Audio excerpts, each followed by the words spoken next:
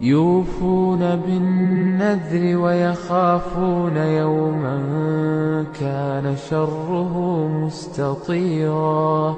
ويطعمون الطعام على حبه مسكينا ويتيما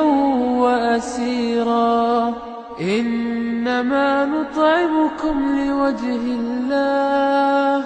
لا نريد منكم جزاء ولا شكورا إنا نخاف من ربنا يوما عبوسا قمطريرا فوقاهم الله شر ذلك اليوم ولقاهم نضرة وسرورا وجزاهم